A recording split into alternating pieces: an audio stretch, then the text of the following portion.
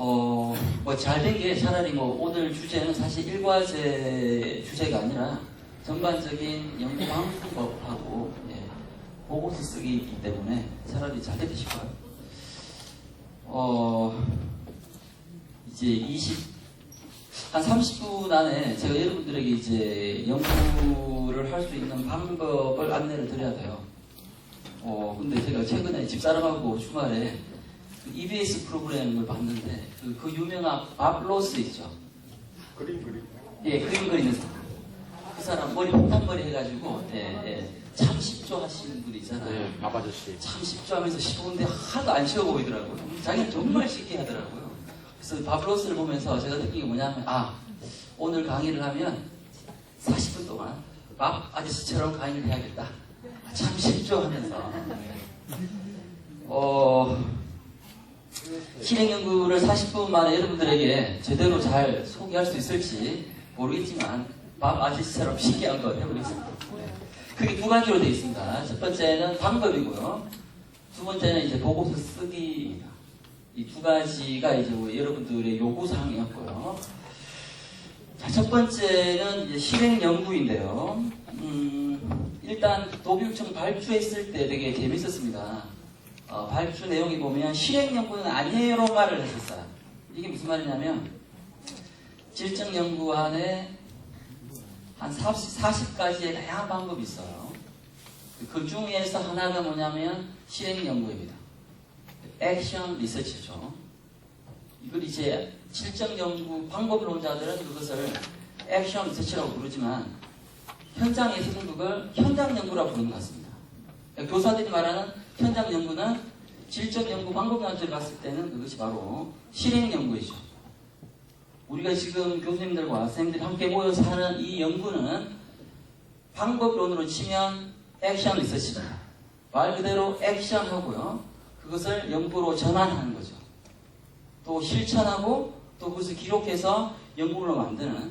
그래서 오늘 우리가 전체적으로 하고 싶은 그 방법은 그냥 액션 리서치라고 보면 됩니다.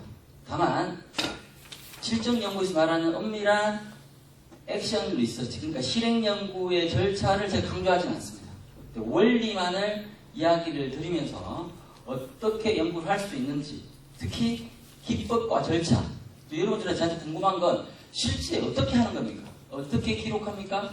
그 기록한 내용을 어떻게 보고서나 논문이나 혹은 교재로 전환합니까? 이런 질문 같아요. 그래서 실제 실행 연구 혹은 현장 연구를 할 수 있는 기법과 절차, 특히 자료 수집과 자료 분석에 대한 부분들을 제가 여러분들에게 안내를 드리겠습니다. 두 번째는 자료 수집과 분석이 되었어요. 그러니까 연구 방법이겠죠. 근데 그거는 이제 연구 차원이고요. 그러니까 연구 방법 차원이고, 실제 라이팅, 보고서를 쓰는 일은 조금은 다른 일입니다. 그래서 만약에 연구를 하셨다면 그것을 어떻게 보고서로 전환할 수 있는지에 대한 전략, 방법, 노하우를 말씀드리도록 하겠습니다. 자, 그러면 방법을 한번 가보겠습니다. 자, 보고서의 체제입니다. 보통 여기 나와 있는 이 체제가 일반적인 연구 보고서 혹은 논문의 체제입니다. 서론을 하고요. 주로 서론 안에는 이제 세부적으로는 연구의 필요성 및 목적, 이 연구 문제, 이런 식으로 이제 되고요. 두 번째는 이론적 배경이죠. 이론적 배경. 아마 여러분들 이제, 그게 문해력이든 아니면 학교 말 교육과정이든 간에 우리가 지금 하고 있는 일에 대한 이론이 필요합니다. 이거 없이 그냥 경험만을 가지고 한다라면 그게 연구의 차원으로 한 단계 레벨업 되는 데는 한계가 있어요. 그래서 우리가 지금 현재 경험과 실천과 기록 기반의 실행 연구를 할지라도 우리의 일을 정당화할 수 있는 이론적 배경은 필요하다. 그래서 제가 오늘 두 가지 정도 이론적 배경을 안내를 할 거고요. 세 번째 연구 방법은 제가 오늘 이야기합니다. 그 다음에 네 번째는 이 방법에 대한 연구 결과를 쓰고요. 논의 및 결론을 쓰는 거죠. 이건 사실은 APA 논문 작성법, 그러니까 미국 심리학회에서 일반적으로 논문이라고 했을 때, 보고서라고 했을 때 편안하게 듣기는 논리적 절차입니다. 이걸 뼈대로 삼아서 여러분들이 이제 변형을 하시면 될 것 같아요. 지금 오늘 이야기는 실제 교육과정이나 교과목 개발이 아니라 실제 이것을 보고서로 나갔을 때의 표상 방식을 말합니다. 자, 한마디로 오늘 제가 여러분들 모신 건 이 모래시계를 설명하기 위함입니다. 굉장히 좀 이게 뭔가 싶을 건데요. 확실한 건 이 5가지의 요소의 관계를 꿰뚫으면 그건 양적 연구든 질적 연구든 어떤 연구든 간에 지적으로 편안한 보고서, 살승 보고서가 됩니다. 자, 보면 가운데에 연구 질문이 있습니다. 제가 연구 문제라고 하지 않은 이유가 있습니다. 많은 분들이 연구 문제하고요, 일반적인 문제가 되는 현상을 잘 구분을 못해요. 그러니까 여기 있는 지금 연구 질문이라는 건 실제 우리가 이 연구를 통해서 궁금한 것에 대한 질문이죠. 예를 들면 우리는 뭡니까? 아마도 3학년 기반의 초등 혁신 교육 과정을 개발하거나 교과목을 생성하겠죠. 그러면 아마도 우리 보고서의 연구 질문, 연구 문제는 3학년 기간에 뭡니까? 교과목 생성이나 혹은 교육과정에 대한 질문이 나와야겠죠. 그리고 질문 형태가 아니라면 현장에서 하는 것처럼 실행과제 1, 실행과제 2, 실행과제 3에 실행과제가 나올 겁니다. 어찌됐든 최종 보고서의 가장 핵심은 이 일이 과연 무엇을 해결하는가에 대한 이 문제를 명료하게 해야 됩니다. 우리가 지금 이 활동, 이 연구를 통해서 뭘 할 건가에 대한 명확한 연구 문제가 있어야 돼요. 근데 얘는 어디서 나오냐면요, 고민에서 나오는 게 아니라 얘에서 나옵니다. 이 개념적 맥락이란 건 바로 실제 우리가 하려고 하는 것에 대한 이론적 기초를 말하죠. 아까 그 전에 양식에서 보면 이론적 배경인 것입니다. 크게 2가지입니다. 예를 들면 3과제를 가보면 기초 모델과 관련된 선행 연구들이나 이론들이 있을 것 같아요. 여기에 기반해서 뭡니까? 연구의 문제나 질문이 나와야 됩니다. 이 2개의 고리가 끊어지면 좋은 보고서라고 말할 수 없어요. 그러니까 제일 순서를 말을 하면 저는 얘를 먼저 해야 된다고 생각합니다. 선행 연구나 관련 이론에 대한 충분한 학습을 통해서 뭡니까? 이 연구와 차별성이 있는 지금 현재 우리의 연구의 활동에 해결하고 싶은 질문이 뭔가를 명료해야 된다. 이 2가지 고리. 근데 문제는 이 2가지 명료한 고리를 설명하는 게 뭐냐면 얘입니다. 연구의 목적이죠. 연구의 목적과 필요성. 사실 이제는 이 둘이를 보겠습니다. 실제 얘를 하다 보면요, 그러니까 이론이나 선행 연구를 하다 보면 특히 초등학교 기초 문해력과 관련된 지도 방식에 대한 연구들이 있겠죠. 이 연구들을 봤을 때 이런 이론들이 좋긴 하지만 나름의 한계가 있었다. 그래서 이 연구는 이런 한계를 극복하기 위해서 이런 목적으로 이걸 하고 싶다. 이 목적을 달성하기 위해서 뭡니까? 이런 연구 문제나 연구 질문을 설정했다. 이 역삼각 트라이앵글, 이것이 바로 연구의 계획 단계에서의 논리입니다. 그러니까 연구 목적에 부합한 연구 문제여야 하고요. 연구 문제는 나의 순수한 경험뿐만 아니라 이론적 행위에서 나옵니다. 그 다음에 이 연구의 목적도 뭡니까? 이러한 이론에서 나오는 거죠. 이 삼각형의 트라이앵글이 깨지면 안 됩니다. 이 삼각형 3개의 관계는 보고서의 새로운 제1, 2페이지의 핵심 내용입니다. 독자가 보면 이런 목적에서 하는구나. 근데 이 목적을 보니까 이런 연구들이 있었는데 이런 한계가 있었구나. 그래서 이런 연구를 하려고 하네. 이게 1, 2페이지에 쓰는 내용이라고. 이 삼각형 잘 보시고요. 그 다음에 대각선을 보겠습니다. 이렇게. 이것도 선이 하나라도 깨지면 좋은 보고서를 볼 수 없습니다. 이거는 설명했죠. 자, 선행 연구나 이론에 더한 연구 질문이나 문제. 자, 그러면 이런 질문이 나왔을 때, 연구 문제가 나왔을 때 얘를 해결할 수 있는 뭐가 있어야 된다? 방법이 있어야 됩니다. 근데 이 연구 질문을 해결할 수 없는 연구 방법이다라면 넌센스입니다. 근데 신기한 건 연구 방법은 당연히 이론과도 연결되어 있습니다. 그러니까 이 대각선에서 이론과 연구 문제와 연구 방법이 일맥상통해야 된다는 거죠. 이론과 맞지 않는 연구 방법을 선택한다? 이거는 언밸런스입니다. 그 다음에 제일 황당한 건 이 방법으로는 이 연구 문제를 해결할 수 없는 경우가 많아요. 그러니까 어떤 식이냐면 실행 연구를 한다고 했는데 연구 질문은 양적 연구의 질문이에요. 무엇에 어떤 영향을 미치는가 뭐 이런 식의 질문이면 논리적으로 이 방법이 이 질문을 답할 수 없는 방식일 경우에는 불편한 겁니다. 그리고 이 방법이라는 건 뚝 떨어져서 있는 게 아니라 당연히 이 연구 질문을 해결하기 위한 것이고 이 방법은 당연히 여기 있는 개념 맥락과 연결이 되어 있다는 겁니다. 이 선도 끊어지면 안 되는 거죠. 자, 그 다음 이건 주로 이제 설계 단계고요. 실제 글쓰기는 이런 역삼각형이 아니라 이제 그냥 삼각형입니다. 여기에서 이 삼각형에서 한 개라도 줄이 끊어지면 이상해지는데요. 볼까요? 자, 이거 볼게요. 자, 연구 질문이에요. 서론에 있겠죠. 자, 이 연구 결과는 본론일 겁니다. 제일 엉터리 보고서는 뭐냐면 연구 질문에 대한 답이 결과잖아요. 근데 연구 질문하고 연구 결과하고 매치가 되지 않아요. 연구 질문은 이거였는데 본론이 다른 내용이라고. 이런 보고서 많아요.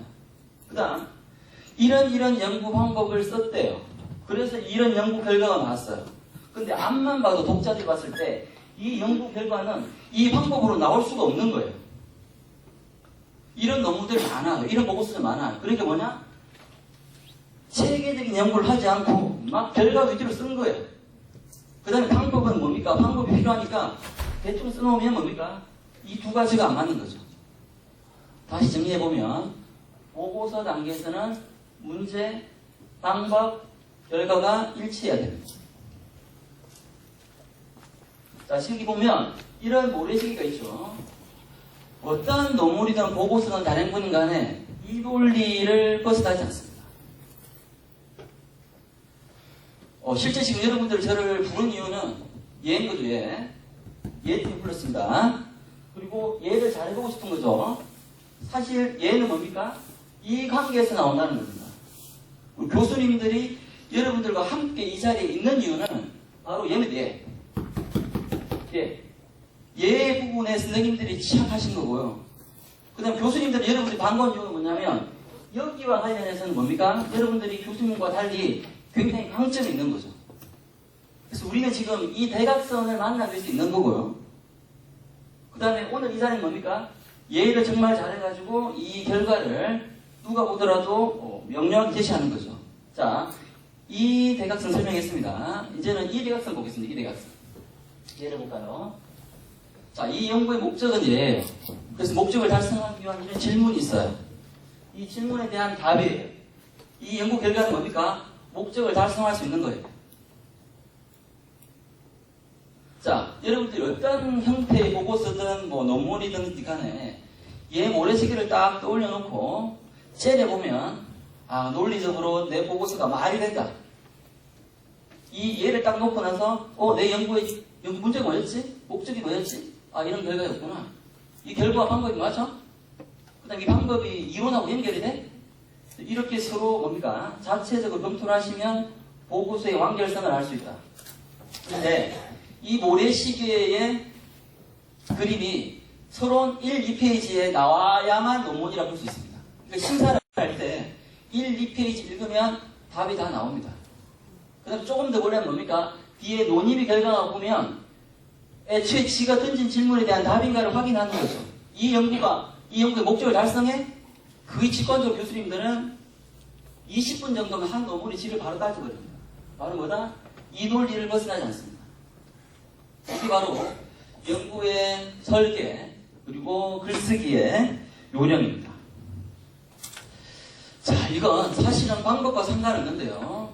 지금 고민은 우리가 지금 뭘 해야 돼요? 고민을 하는 것 같아요. 자, 저는 실제 우리가 1년 할 과제는 이 그림에 다 있다고 봅니다.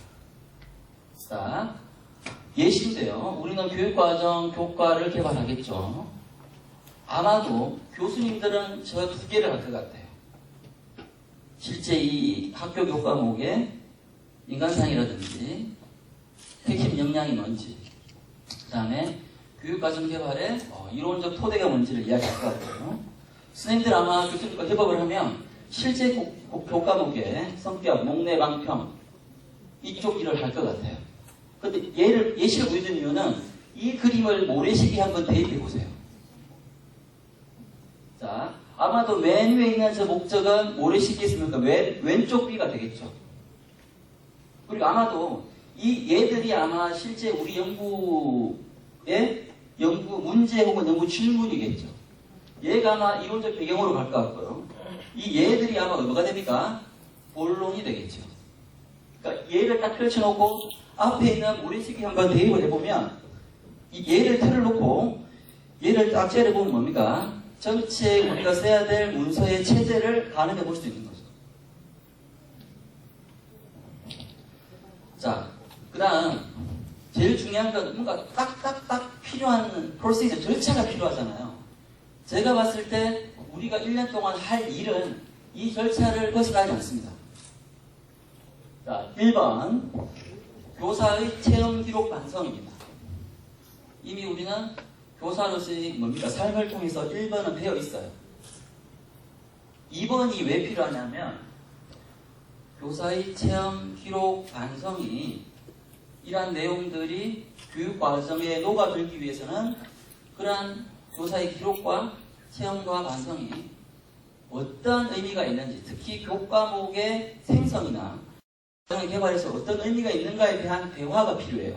2번이 누락되면 이윤미 쌤이 이리 종산초를 떠나면 그 학교의 학교 교과목, 교사 교육 과정은 무너집니다.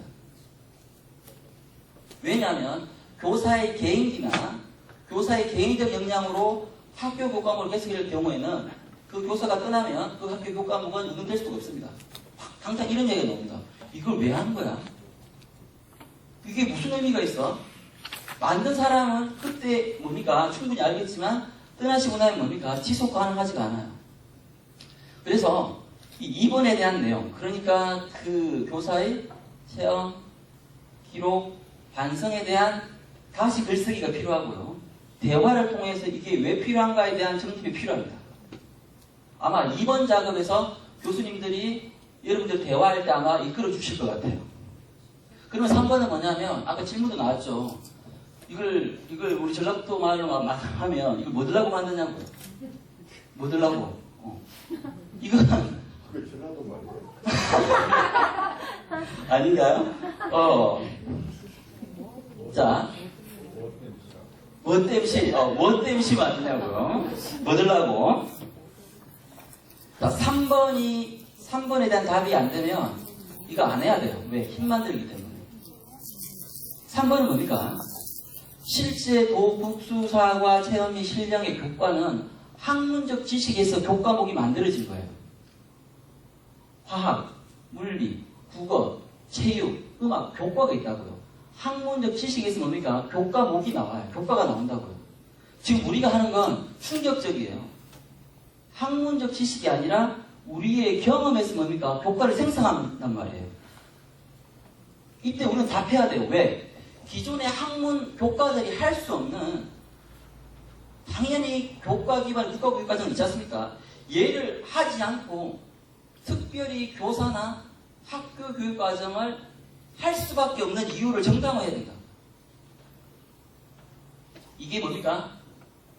국가 수준을 치면 2015 개정교육과정 개정의 배경이겠죠.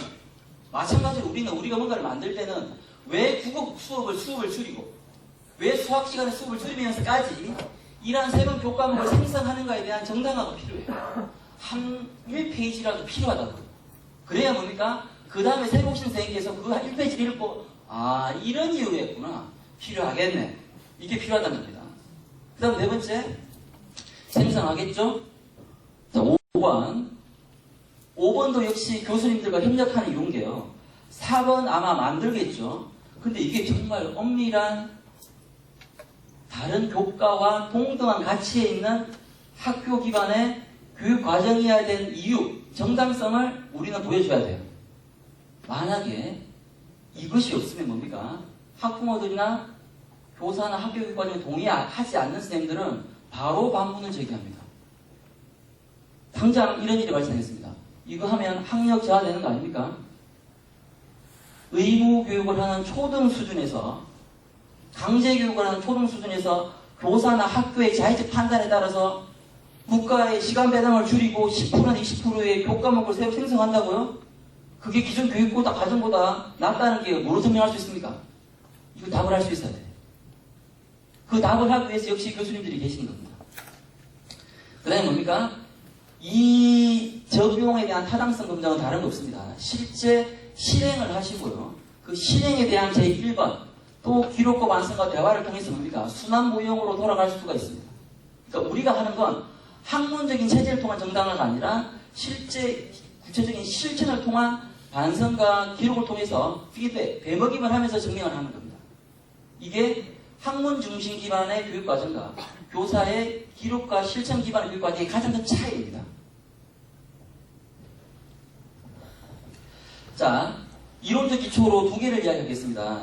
제가 지금 막 가지고 나온 첫 번째는 윌리엄 파이너의 프레레입니다. 이 사람의 요지는 뭐냐면 교사의 실천, 기록, 반성이 교육과정의 핵이라는 이론을 말한 사람입니다. 주로 4가지 단계가 있습니다. 회기, 전진, 분석, 종합입니다. 실제 우리가 학교에서 매일 체험하는 활동을 이 사람은 개념을 해놨습니다. 회기는 뭐냐면 쉽게 설명하겠습니다. 내가 지금 잘 가르치고 있나? 난 지금까지 뭘 가르쳤지? 내가 가르친 거에 대한 방식이 있으면 문제는 뭔가? 국가수련 교육과정을 했을 때 뭔가 애들이나 나는 뭔가 제대로 배우고 가르친다는 느낌이 왜 없는 거지? 이런 뭡니까? 회기, 과거에 대한 반성이 있겠죠? 그 다음에 두 번째 전진. 묻습니다. 그렇게 과거에 대한 생각을 한 다음에 그럼 나 어떻게 가르쳐야 돼? 어디로 향해 가야 되는 거지? 라고 뭡니까? 꿈꾸는 상을 상상합니다. 그러니까 과거에 대한 성찰을 통해서 뭡니까? 미래를 조망하는 거죠. 이게 듀이가 했던 성찰, 반성적 학습과 똑같은 절차입니다.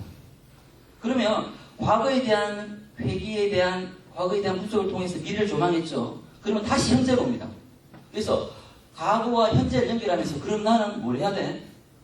기존의 방식이 뭐가 문제야? 이 판단 중지는 현상학 용어인데요. Stop and think입니다. 자, 기존의 국가수련 교육과정을 해왔지. 뭐가 문제야?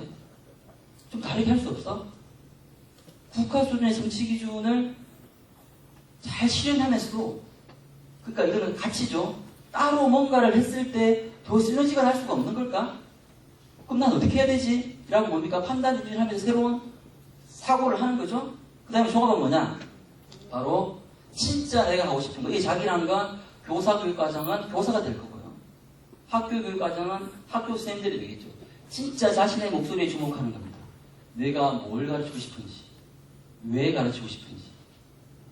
다른 기존의 교과와 달리 이 새로운 교과목이 우리 아이들에게 어떤 의미가 있는지에 대해서 뭡니까? 내 스스로의 목소리에 주목하는 거예요. 이 윌리엄 파인의 아이는 이렇습니다. 교육과정은 바로 셀프 나레지, 자기 지식이다. 교육과정은 교과 지식을 전달하는 게 아니라 아이들에게 내가 누구인가를 설명하는 거다. 교사의 삶과 기록과 성찰이 바로 교육과정의 토대라고 보는 학자입니다. 이게 로마자 제2장에 들어갔으면 좋겠어요. 이런 이론적 배경이 있어야만 교사의 경험에서 교육과정이 나왔다 했을 때 납득 가능해요. 학부모나 학자들이. 절대 개인적인 자의적 판단이나 내가 좋아서는 성립이 될 수 없다는 겁니다. 왜? 우리는 강제교육을 하기 때문입니다. 자, 두 번째, 여기가 핵심입니다. 예. 자, 볼까요? 이건 제 이야기가 아니라 철학자 화이트헤드 이야기입니다. 자, 보통요, 모든 교과목의 생성은 연역적입니다. 국어는요, 국어 교과는 철저히 국어 학이라는 학문에서 뭡니까? 영역별 세부 내용과 성식점이 다 나와요. 우리는 그런 게 없어요. 그냥 살았다고요. 자, 그러면 일반적인 교육과정의 원리가 연역적이라면 오늘 제가 말씀드린 우리가 할 교육과정 개발 원리는 연역이 아니라 바로 abduction입니다. 한문을 굳이 바꾸면 귀추법입니다. 추리해서 돌아간다는 의미입니다. 이건 귀추는 뭐냐면 연역과 기납을 오가는 논리입니다. 연역과 기납을 오간다고요. 잘 봅니다. 자, 1번 편상 P가 있습니다. 이게 제가 한 말이 아니라 화이트헤드 이야기입니다. 어찌됐든 우리는 실제 삶에서 현상을 보게 됩니다. 주로 우리는 글을 써왔죠. 자, 기록과 성찰을 해왔습니다. 그 다음에 관찰을 하죠. 연구 다른 거 아닙니다. 말 그대로 다시 보기거든요. 우리는 현장에서 뭡니까? 교사로서의 삶, 교육과정에 대해서 늘 기록을 해왔고 다시 봐왔어요. 이걸 파이널식으로 이야기하면 회기전진을 해왔어요. 교육과정을 개념화시키면 이게 토트 커리큘럼입니다. 내가 가르친 교육과정이고요. 어찌됐든 그 내용에는 교사의 경험이 많아요. 지금 저를 부른 이유는 얘를 어떻게 바꾸냐고요.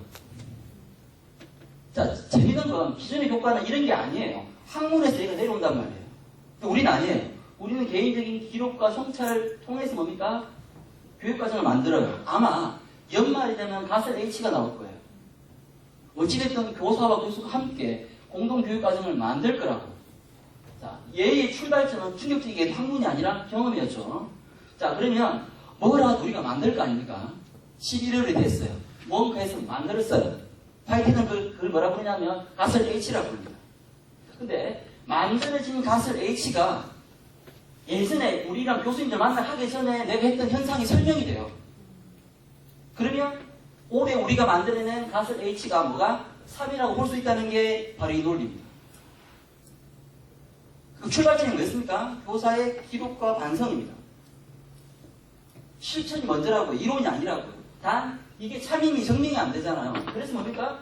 교사나 교수님들 같이 모여가지고 뭡니까? 얘를 정교화하는 거죠. 정교한 얘를 설명할 수 있으면 가운데 있는 가설 H는 3이라고 할 수 있다는 거죠. 결국 뭡니까? 연역과 귀납으로 가는 거죠. 왜요? 얘는 귀납이죠? 경험에서 이게 나왔잖아요? 얘를 만들고 얘를 변정하잖아. 이건 연역이에요. 이걸 왔다 갔다 하면서 뭡니까? 결국 우리가 만든 가설 H.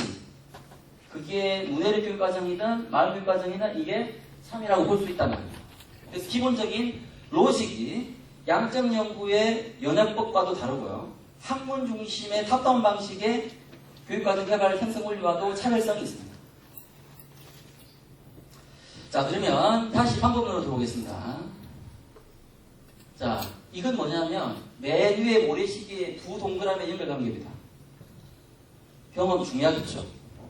그 다음에 선행연구도 이야기해줍니다. 관련 이론도 이야기해줍니다. 마지막 서론 1, 2페이지 끝에 이 연구를 하면 뭐가 좋은지를 언급해줍니다. 이 동그라미 4개가 서론에 쓸 내용입니다.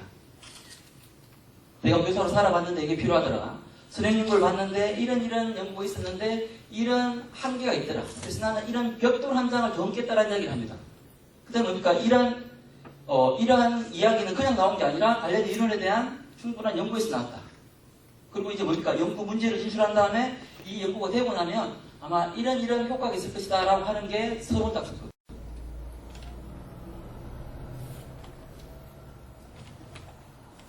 얘죠. 얘 두 가지를 깔끔하게 연결하려면 아까 제가 말씀드린 4가지의 요소가 설명이 되어야 된다. 이 4가지입니다. 경험, 선행연구, 관련 이론. 이 3가지가 딱 서론에 1, 2페이지에 있으면 독자들은 빠질 수 없어요. 이론적으로도, 경험적으로도. 그 다음에 뭡니까? 그 기존에 있는 이론을 답습하는 것도 아니면서도 이론을 찾고 있고, 그 다음에 허무맹랑한 것도 아니라 경험에 근거하고 있고, 그 다음에 이 연구를 했을 때 명료하게 연구 문제가 나온 다음에 이 연구를 했을 때 이런 효과가 있다고 하면 누가 설득을 안 하겠습니까? 그러니까 이 2페이지, 1 내지 2페이지로 독자들을 설명할 수 있어야 됩니다. 그 다음 자료 수집 방법입니다. 아마도 여러분들이 현장에서 여러 가지 자료가 있을 거예요. 자, 제일 대표적인 건 인터뷰입니다. 아까 유미쌤도 쌤들한테 인터뷰를 하고 전사하고 분석한다고 했잖아요. 실제 뭡니까? 물어봐야 되겠죠. 이때 인터뷰 가이드가 필요합니다. 그냥 묻는 게 아니라요. 어떤 형태의 자료들은 다 모으십시오. 이게 연구 결과에 대한 타당도를 높이는데 굉장히 중요해요. 이걸 기법으로는 트라이앵귤레이션이라고 합니다. 트라이앵귤레이션. 그러니까 다양한 방법으로 최대한 여러분들의 실천을 기록 관리하시라고요. 묻고, 보고, 문서 모으고, 우리 활동과 관련된 어떤 자료든 다 수집을 한다. 자, 볼까요? 자료 수집. 그냥 모으는 게 아니라 목적과 관련된 자료를 수집해야 됩니다. 내가 이걸 왜 모으는지를 알고 있어야 돼요. 근데 팁을 드릴게요. 보통 자료를 그냥 모으기가 쉬워요. 아니요. 자료를 모으면 반드시 모은 자료를 분석하셔야 됩니다. 수집 따로 분석 따로 하면 망하는 길입니다. 진짜 망합니다. 그는 왜냐하면 첫 번째 가졌던 문제의식 그대로 해서 질라는 데이터만 계속 모으는 거예요. 자, 그래서 자료를 모은다. 그 다음 분석한다. 분석한 다음 또 어떻게 한다? 다시 모은다. 또 분석한다. 다시 모은다. 갈수록 그렇게 해야만 데이터 질이 높아집니다. 그러니까 분석과 수집은 분리된 게 아니다. 자, 수집된 자료의 시간, 장소, 횟수 등을 다 반드시 엄밀하게, 정밀하게 기록하십시오.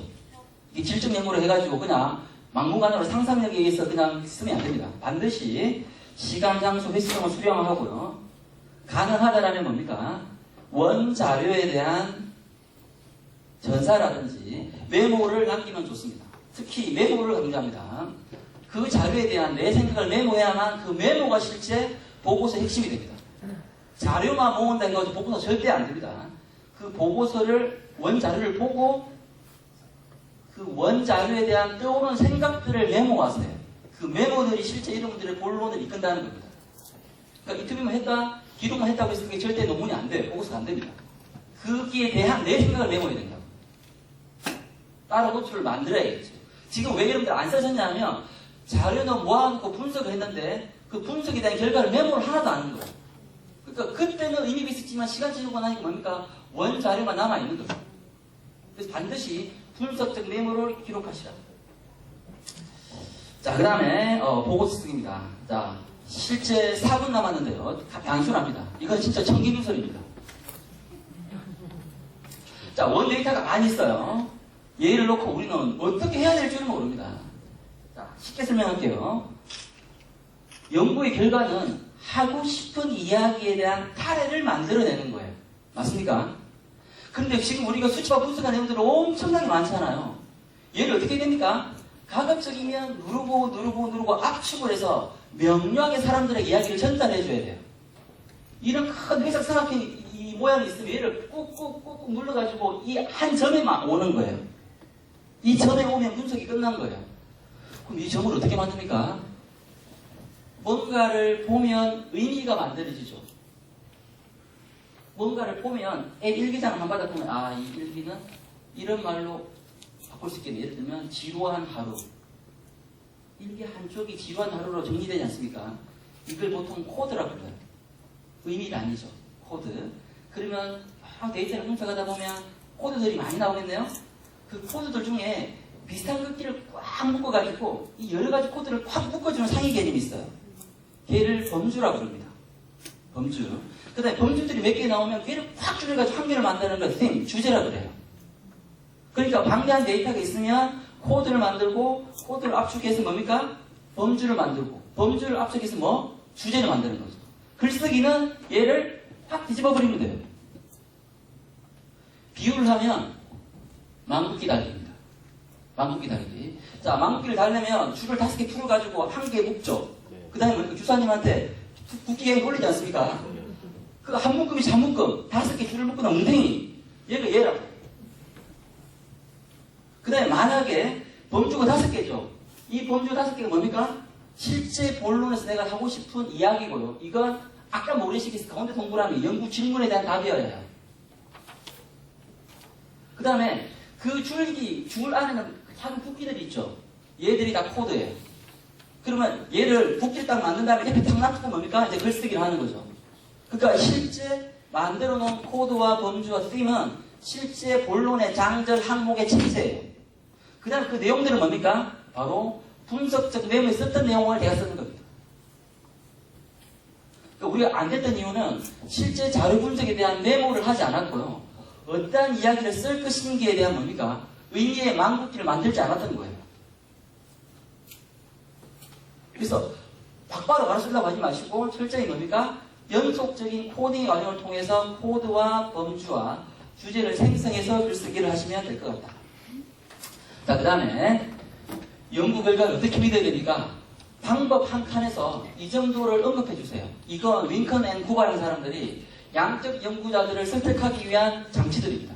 첫 번째, 삼각긍정이라고 있습니다. 자료가 다양하다 설명드렸죠? 연구자가 다양하다. 한 사람이 한 게 아니었다는 교수님들, 쌤들 여러 명이 있다. 그 다음에 아까 뭡니까? 동일한 현상이라도 이런저런 다양한 이론으로 현상을 봤다고 하면 됩니다. 다양한 방법도 되겠죠. 인터뷰도 했고, 참여가 잘 됐고, 뭐 이런 얘기 하면 되겠죠. 그 다음에 두 번째, 연구자인 내가 이 연구에 어떠한 영향을 미쳤는가를 써주는 것도 좋습니다. 주로 연구자인 내가 이 보고서에 어찌 좀 있는가를 밝혀주는 거죠. 이걸 쓰고 나면 여러분들의 비판이 확 줍니다. 아, 이 사람이 이런 이유에서 이걸 썼구나. 그런 제한된 입장이라면 이 결과가 나올 수 있겠나라고 납득 가능한 거죠. 그러니까 미리 내가 처해 있는 한계를 미리 말해주는 게 너무너무 좋다, 중요하다.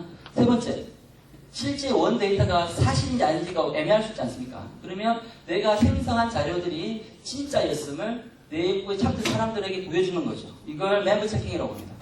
그 다음, 우리는 너무너무 자신 있는 거 바로 피어 체킹입니다. 교사가 만든 교육과정을 동료인 교수님들께 같이 피드받지 않습니까? 이 자체가 뭐다? 피어 WP. 바로 피어 체킹이라고 부르는 동료 검증입니다. 그 다음에 아까 제가 말했죠. 자료 수집을 할 때 시간, 날짜 기록을 하고 뭐가 많고 적은지를 보잖아요. 이거 추적 감사라고 부릅니다. 그 다음에 우리는 이거는 자신 있어요. 현장에 있는 다양한 이야기들은 뭡니까? 양적 연구가 되게 풍부하게 기술할 수 있지 않습니까? 그러니까 방법 부분에서 이와 같은 내용들을 통해서 연구 결과를 도출했다고 하면 독자들은 납득이 가능할 겁니다. 마지막 모임의 결론입니다. 독자들은 저한테 묻습니다. 여러분들은 묻겠죠? 그래서 어쩌자고. 자, 논임의 결론인데요. 논의는 이렇게 쓰면 됩니다. 연구 결과에 대한 의미 부여인데요. 특히 다른 연구, 서론에서 우리가 다른 선행 연구에 언급을 했죠. 다른 선행 연구들이 하지 못했던 내 연구만의 가치를 이야기해 주는 게 논의입니다. 특히 뭡니까? 특히 서론에서 지적했던 그 문제점을 이 연구가 보완해 줬다면 너무너무 좋겠죠. 그 다음에 결론 쓰기입니다. 진짜 할 말이 별로 없지요. 딱 두 가지. 원래 진짜 결론 쓰기 힘든데 딱 두 가지입니다. 야, 이거 실천적 측면에서 이 연구가 무슨 의미가 있는지. 실천. 그 다음에 이론적 측면에서는 도입이 어떤 의미가 있는지. 이때 주의할 건 뭐냐면 본론과 상당히 다른 하고 싶은 말을 많이 쓰고 싶어요. 결론에서. 안 됩니다. 반드시 본론에 기반한 논의에 기반한 결론을 써야 되고요. 가능하다라면 우리 연구가 가지고 있는 한계를 이야기하면서 다음 연구는 이랬으면 좋겠다라는 소개까지 하면 보고서가 끝납니다. 시간이 2분 초과됐습니다. 마치겠습니다.